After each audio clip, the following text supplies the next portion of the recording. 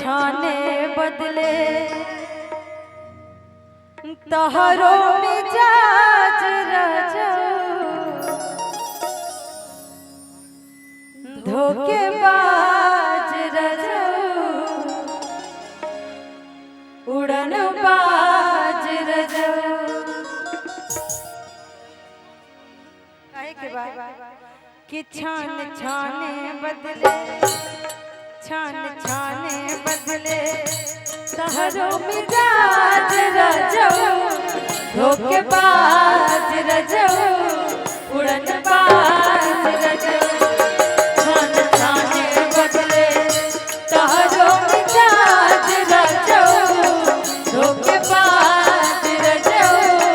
उड़न बाज रजो छान छाने बदले तहरो मिजाज रजो धोखेबाज रजो उड़न बाज रजो धोखेबाज रजो उड़न बाज रजो मेरा दिल भी जाना बेकरार हो जाए तेरा दिल भी जाना बेकरार हो जाए रब करे तुझको भी प्यार हो जाए रब करे तुझको भी प्यार हो जाए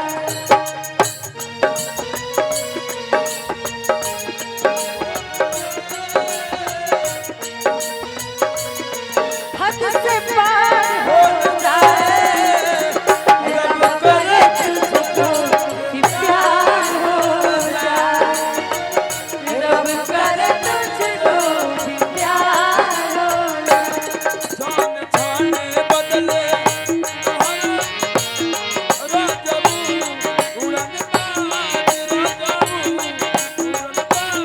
लेकिन इ त जब अपन पियावा से झगड़ा भइल रहता त मेरा रुआ कहतिया और अपना सखी से कैसे अपन पियावा के तारीफ करके कहतिया कि तहार पियावा भले तारा से गोर मिलल बड़े हमार सावर बड़े तका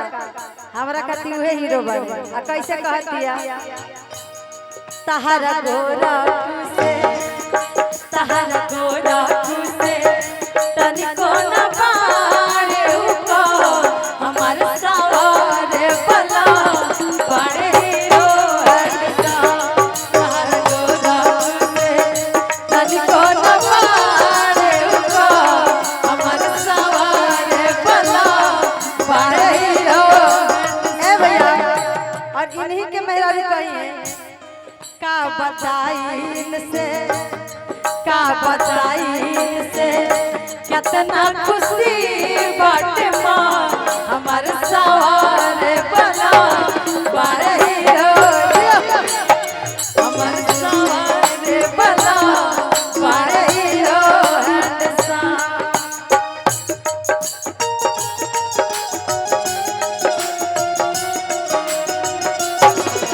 दीवाना जाने कब हो गया तूने ऐसे देखा कि कुछ हो गया दीवाना जाने कब हो गया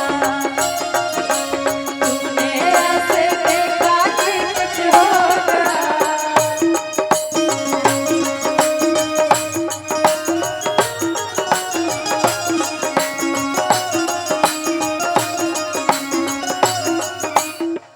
मेरा रुआ कहतिया कि तारा तो कुछ फेर ना रहेला हमार तू तो बाहर कमाए चल जाला तारा माई या तार बहन के बोली हमरा सुनने के पड़ेला आ घर हमारे संभाले के रहेला कैसे कहतिया घर भर के जीवा सैया हमारे का पारबा हमारे का पारबा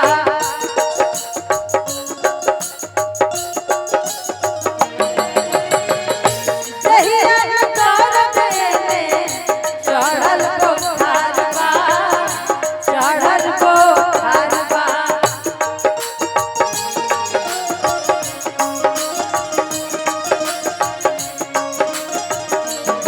घर भर के जीना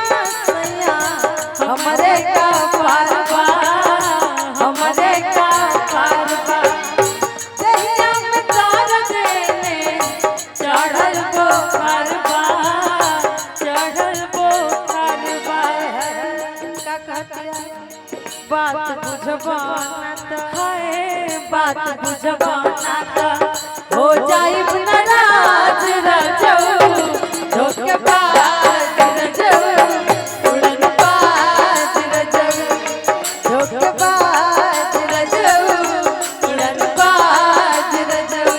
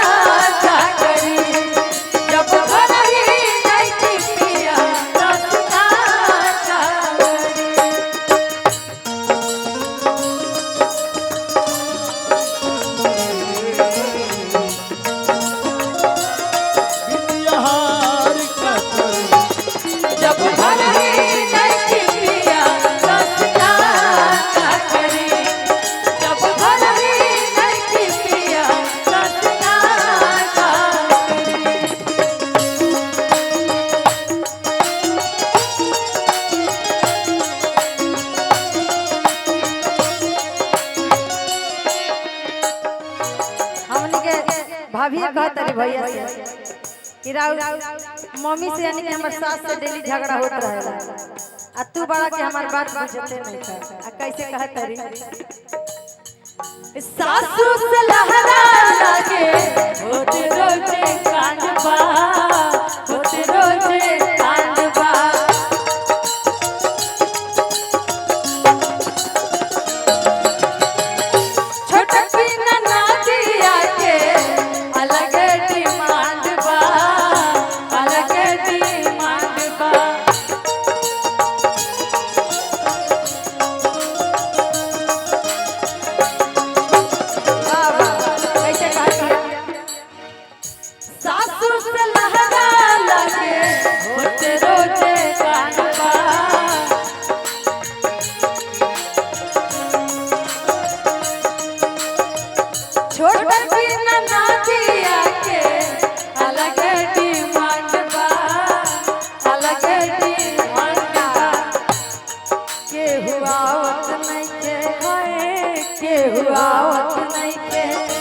आदत से बाज रजऊ